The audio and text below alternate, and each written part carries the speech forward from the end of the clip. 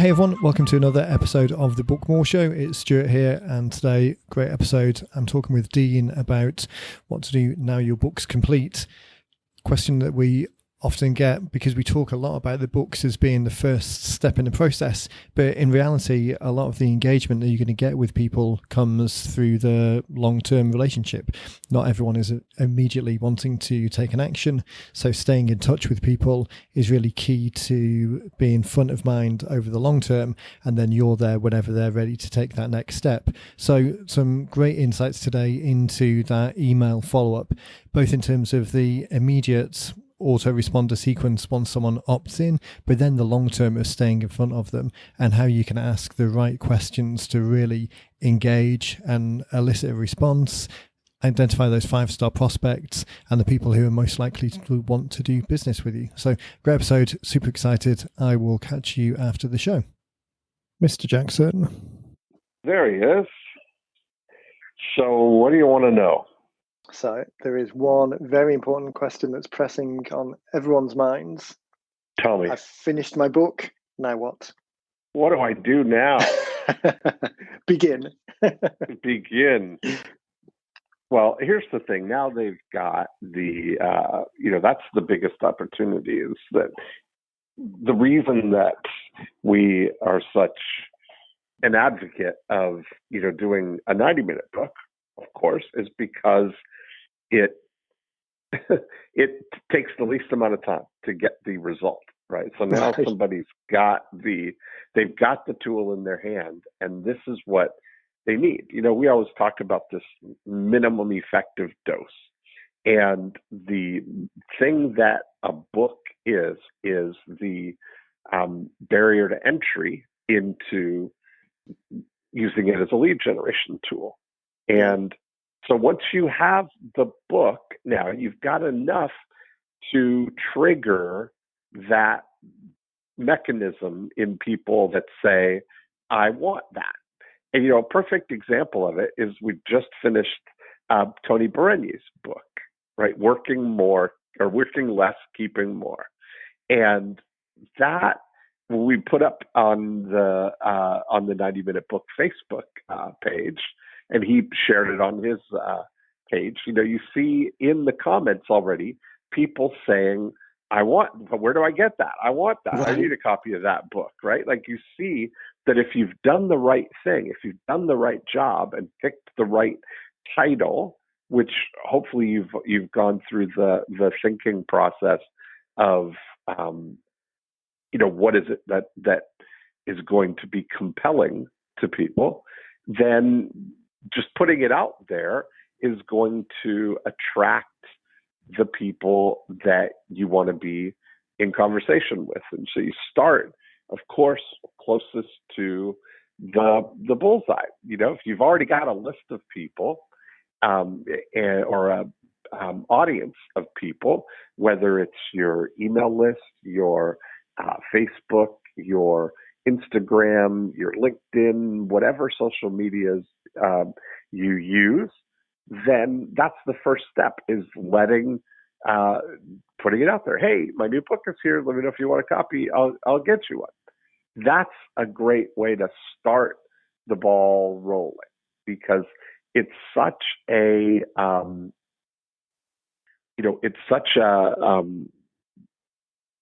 compelling thing when people see a title that is exactly what they want, or it's interesting to them. There's a lot of people, like you look at Tony's as an example again, that there's a lot of people who feel like they're probably on the working more and keeping less plan, and they need to reverse switch trains. Yeah, they need to switch trains, and as soon as they see it, they're like, oh, that seems like that's exactly what I need. And there's something automatic that happens with a book that triggers that, especially because our deep in our brains, since our earliest recollections, books have been something that we as a society have revered, and we've been taught to revere books, right? Even when you're a little kid and you get a book and you start to like crumple it or you start to be rough with break the the pages, spine your and parents are like, hey, no, don't do like you're taught that's to not how you treat books. You're taught to treat books with respect. And we've got these shrines, these shelves where in your home these prizes are displayed for everyone. And so it's embedded from childhood. Then you go to school or you go to the library and you're taught, we gather in hushed tones to be in the presence of these, great thinkers immortalized in print. And so it's already baked in that we revere that as a society. So we don't need to like take any effort to convince somebody's conscious brain of what a book is or that it might be something that they might find valuable. All we need to do is get the attention of their conscious brain to immediately get drawn, and that triggers the deeper part of the brain that goes, oh yeah, I definitely want that. That compelling versus convincing element, using the sticking with Tony's example in the social media channel, it's so easy to get carried away and people think about having long form sales letters that's got lots of convincing words and going out to an audience and beating them over the head with enough information that they definitely want this thing.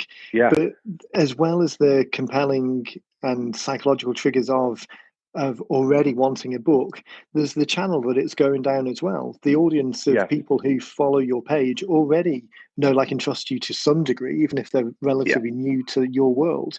So just putting it out there, the minimum effective dose of the words on the page, the book's here, do you want it? I mean, there doesn't need to be anything more than that. And so it's packaged as a book and it's got the title that's compelling. And the reason that, I say when you do this, it's like the minimum effective dose. And I want to be crystal clear that I'm not saying to do the least for the least sake. I'm saying that the effective dose, meaning the result, enough to get the result that you want. Just like if you're, if you're taking a medication, they look at the minimum effective dose being how much of this is going to, solve the problem or get rid of the symptom. Or if I have a headache and the minimum effective dose is 200 milligrams, it's not going to make the headache go away faster to take 400 milligrams or 600 milligrams when 200 will do. It's like taking vitamins, same thing, right? It's the stuff that we can absorb. So it's also, important to realize that all of this work that we've done, all of the stuff to get to this point where you've got your book in your hand and you've got the opportunity to get it in front of people, that to not get too married to the idea that people are going to drop everything they're doing once they get the book. They are going to want it. They're going to trigger to get it immediately. But the reality is that even among, books that people buy online or in bookstores, more than half of the people, 58%, never open the book. And so your book isn't going to be any more magical than that anyway, right? So the odds are that somebody's going to open it if it's small enough that it looks like they could manage it, but I'm never counting on them doing it, right? The whole point of this, if you're using it as a lead generation tool, is that once they've raised their hand, once they've gone from an invisible prospect to a visible prospect, the book has done its job. And now we want to start engaging in a dialogue with them. We want to say, if you know that somebody downloads a book called working less and making more, that you can assume that the reason that they downloaded it is because they want to work less and make more. So don't now focus your follow-up or your engagement with them on, did you get the book? Did you get a chance to read it? Because the answer is going to be no, and it doesn't matter, right? It's like right. Let's just leave it that they're asking for the book. I always say the mind movie that I play when we're trying to think about the book download, that when somebody asks for your book and they fill in the form that you have for them to get it on your landing page, that they are magically transported to your office, and there's a knock on the door. They poke their head in and they say, hey, I'm here about the working less, making more, keeping more book. And now, how would you have that conversation now that you're in conversation with the person who has identified themselves as someone who wants the benefit of what you promised on the cover? Forget about whether is reading the book going to be the first thing. Like, would you send that person off and say, okay, go read the book, and then when you read the book, come back when you're done. Me. Yeah. Yeah. There'll be a text. That's not right. You just start where they are.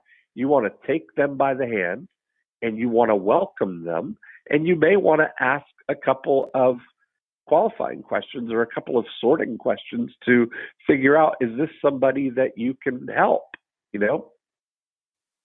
That idea that the going in with your eyes open, knowing that the answer to the question of have you read the book is going to be no, but that also it doesn't matter. It's so liberating and freeing. It absolutely detaches the. That's why you're going to feel. That's why you're going to feel so good that you spent the minimal amount of time to get that. Imagine if you spent, let's say, that book, all of the result, all the things that you're seeing there.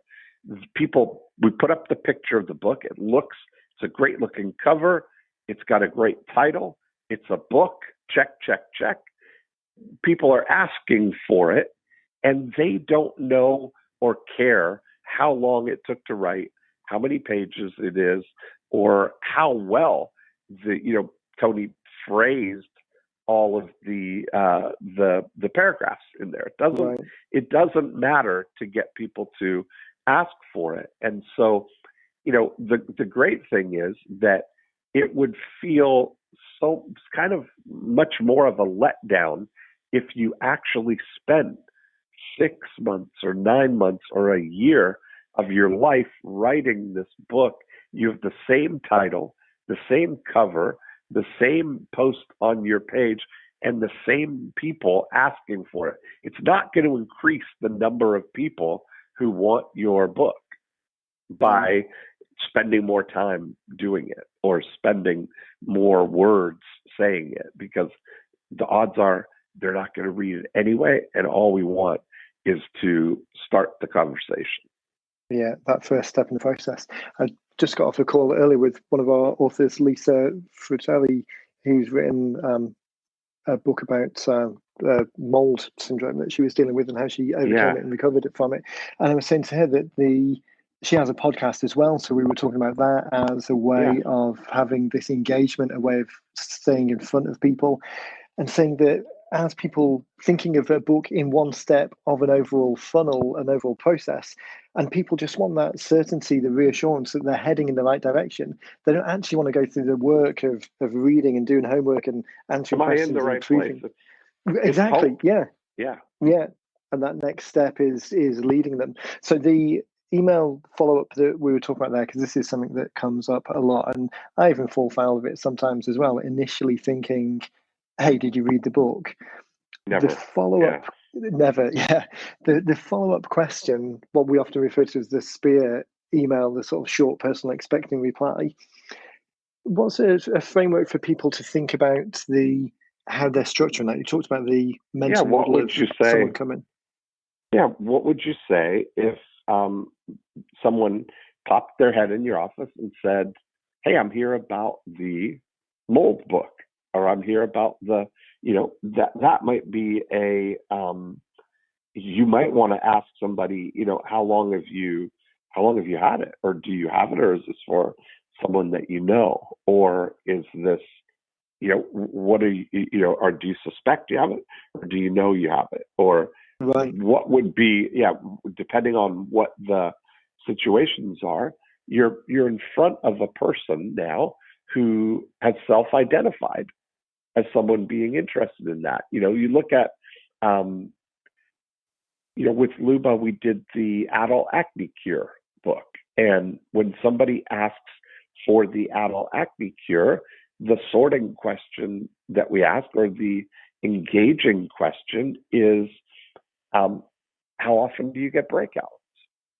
Right. That's a reasonable question to ask someone who's just asked for a book about the adult acne cure. Yeah. Welcome aboard. How often do you get breakthroughs? How often do you get breakouts? And that conversational, that conversational flow of thinking that it's one step at a time, although it's email, the time frame is stretched out, the conversation that you want to have is still that conversational conversion type conversation of not overstating things or not putting things in too much official or corporate speak, but just keeping the conversation going, because the aim is to get someone to engage. Yes, that's exactly right. And I don't want to downplay, listen, that 58% of people are never going to open it. That's true.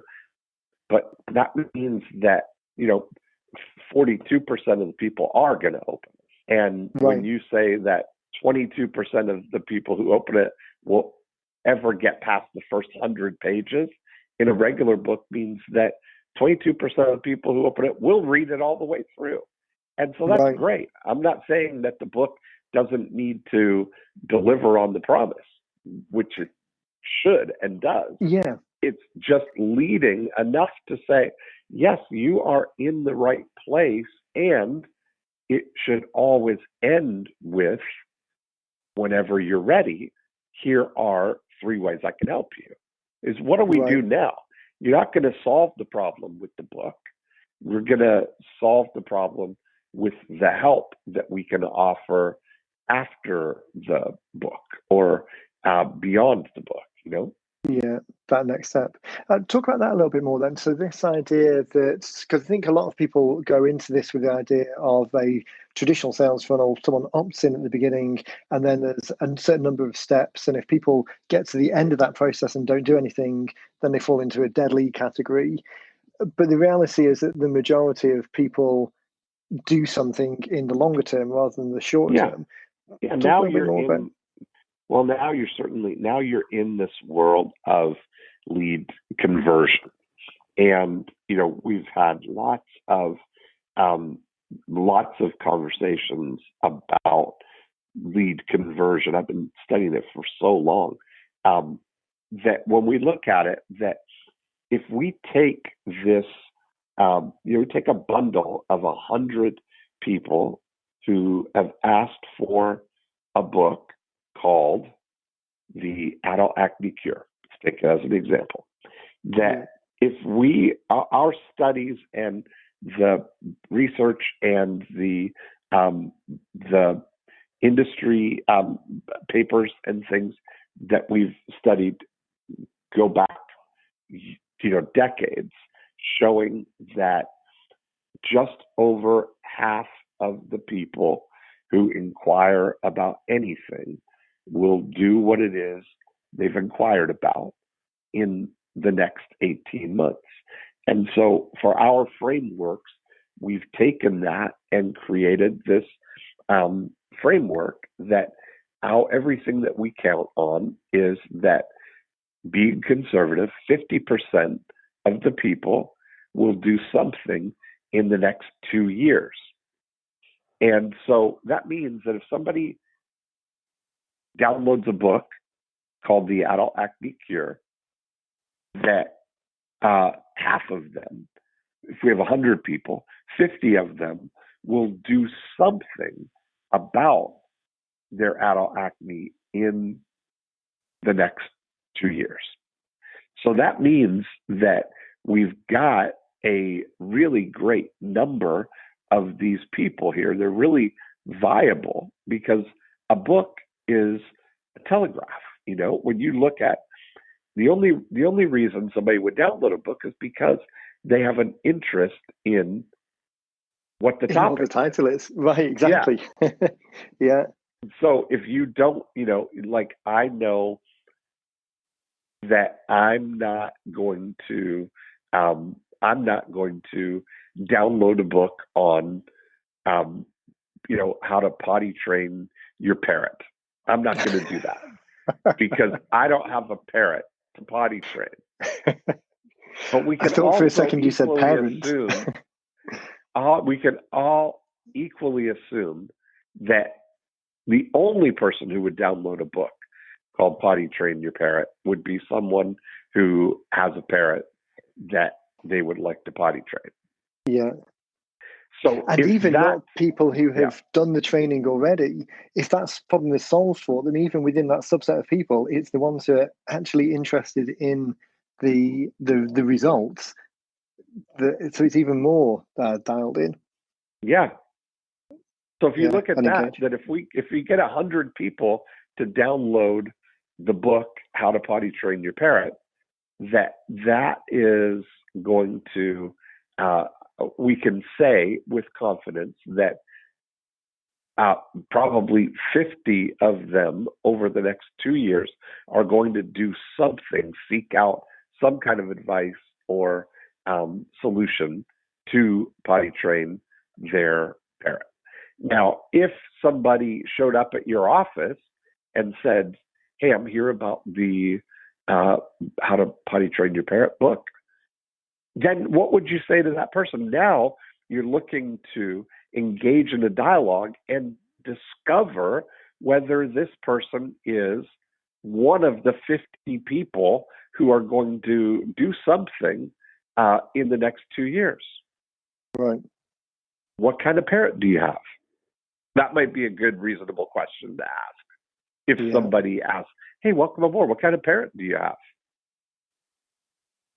And even as because it's not jumping in for the kill straight away. It's starting the conversation with the most obvious beginning conversation of the obvious question to a conversation that you know is going to lead towards that outcome. Not so now you want to say, that's the thing is if you know now, you've got to know how can you help somebody, right? So now if the book is a means to an end, the book is starting the conversation to go to what are we going to do about this unpotty trained parrot. You can imagine that that's a problem, or you can imagine that there's some reason that they want to do this. And of course, I don't even know whether you can potty train a parrot or whether I'm just using it as a visual example that you can imagine they've got some degree of a problem, right? So what are the alternatives? And all we're looking for is that in order for us to do business with people, they have to be what we call 5-star prospects, meaning that they're willing to engage in a dialogue, they're friendly and cooperative, they know what they want, they're ready to get it, and they would like us to help them. They have to meet all 5 of those things in order to do business with us right now, right?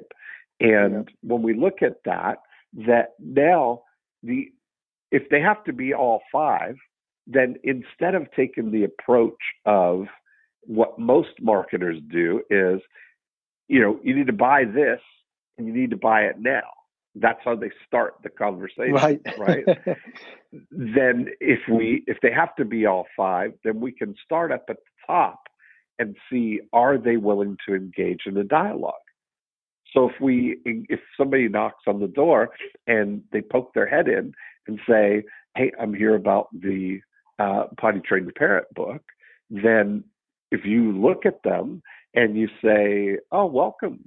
Come on in. What kind of parent do you have?" That would be a good, and then shut up. That would be a good, a good thing, Test of that. And yeah. Because somebody might say, "Oh, I've got a whatever, I've got a Polynesian parrot," and then you're able to say, then you're able to further the conversation, right? What are you doing now? Where is he pooping now? Well, I keep him in the cage and put the paper at the bottom, or I let him out, or what? I don't know what, or he's pooping everywhere. That's the problem, right? And then you say, then you now have to anticipate what the problem, what the solution is. You have to now bridge to what you can help. Like, what would be your prescription for somebody? If you find out that, they're willing to engage, they're friendly and cooperative, do they know what they want? Well, what kind of parrot do you have? I've got a Polynesian parrot. Is he the only one? Or actually, I have 3 Polynesian parrots. And what are you doing now? And this whole, you're engaging in the dialogue to find out what they're looking for. And then now you're able to lay out the solution, Yeah. Once you've got to that point of understanding a little bit more about them and that they're willing to engage back, I think that's such a key. And I think it's a sign of the times maybe, but so many people get hung up on this, want to automate everything and not steer clear of one-on-one engagement for the big volumes and just trying to get enough people in there. But the reality is, unless you're in a commodity business, and even then, I guess to a certain degree, but certainly a lot of the service type businesses or consulting where there's more of a high touch to it, the quicker you can get into a conversation with someone, a real person, the quicker you can then see what the best solution is. Right. That's exactly right.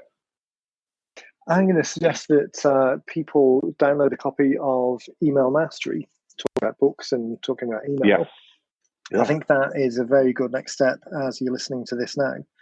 So that would be heading across to emailmastery.com, because there Dean goes into details on more of these examples. So as you come to the end of the book, it's out there. This email engagement piece that we're talking about, super important. And I think Email Mastery, for as you're listening, is a great next step. Absolutely. And that way, then you get to see it unfold too yourself. Right. It's a good example. Yeah. It's fantastic. Well, I think that is a good bite for today. Give people something to think about without overwhelming them. And then we can tease with some more stuff for next time. Awesome. Thanks. Perfect. Thanks, buddy. Speak to you soon. Bye. Yeah. And there we have it. Another great show. Always love it when we get Dean on, and looking forward to making that a little bit more regular going forwards. So, as we mentioned, email is really the key to engaging people once they've opted in. So download a copy of Email Mastery from emailmastery.com, and Dean goes deeper into both the spear type emails that we talked about, the engaging conversational conversions, and 9-word emails to re-engage the list. So well worth the read. Go grab a copy at emailmastery.com. If you want to continue the conversation here, 2 ways to do that. If you want to be a guest on the show, then just head over to 90minutebooks.com/guest, or follow the Be a Guest link from the podcast area, and we can schedule some time to talk about your book, your book idea. And then the next step, if you haven't already, highly recommend going over to bookblueprintscore.com and taking the free assessment that's over there to assess your book idea against the 8 mindsets that we have for the perfect lead generation tool. So that's bookblueprintscore.com, and then you can see how your book idea scores, gives you some ideas on amplifying each of the individual 8 stages. So with that, thanks for listening, and I will catch you in the next one.